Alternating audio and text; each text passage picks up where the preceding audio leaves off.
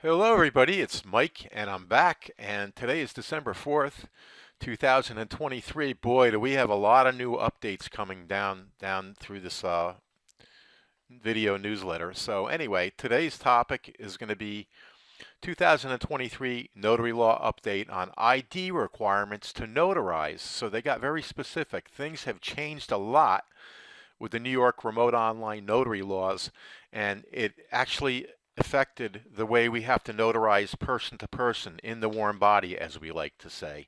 So for traditional notarizing, we have new regulations about the ID we must now ask for and log in our journal and keep it for 10 years in case we ever get audited. Oh boy.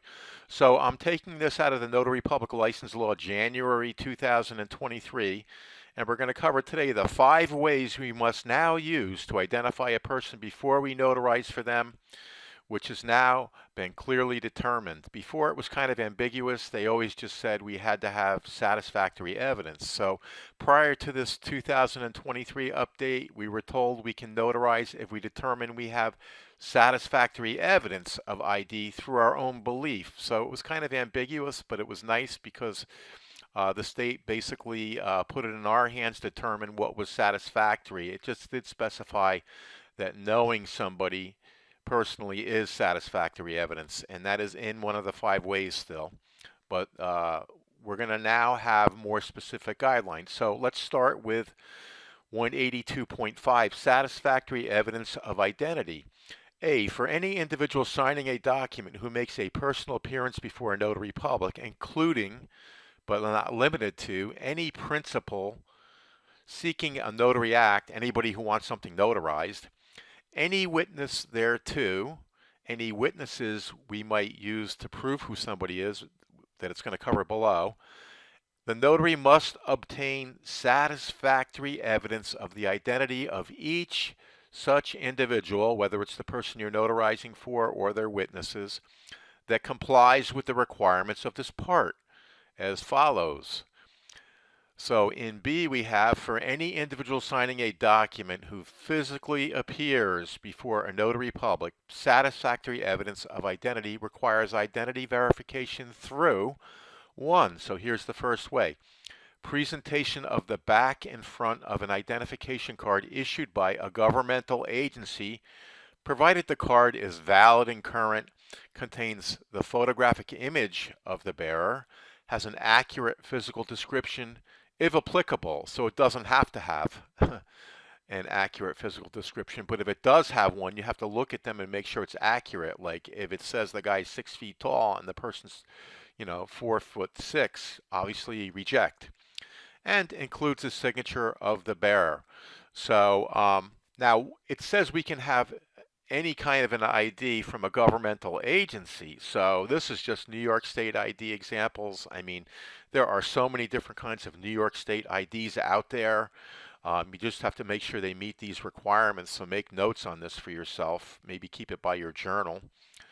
So we have the non-driver ID, New York State, and then we have the actual driver's license in New York State. But this includes any kind of a federal government, other New York State IDs. It can even be IDs from other states as long as they're current, as long as they're not expired. Because you don't have to live in New York State to be a New York State notary public. A lot of people commute from New Jersey, but you could commute from Hawaii as long as you have a business address in New York State where you work. And so you can notarize for anybody from anywhere in the world as long as they come to you physically and meet with you in your jurisdiction somewhere in New York State. So that's a big list, all right? Any kind of a government ID, right? It doesn't say it has to be a U.S. government ID, does it? Okay. So number 2, the second way, we can get at least 2 current documents issued by an institution. Again, very broad term. It could be an institution, a business entity, or a federal or state government agency with at least the individual signature. So that's something that you would have to decide if you want to accept. That's a very broad definition that leaves a lot of wiggle room for you to accept the ID. So it's what you're determining these documents are satisfactory enough for you to feel secure in notarizing. 3, you could use the attestation by the notary that the individual is personally known to them. So we've always taught it that way.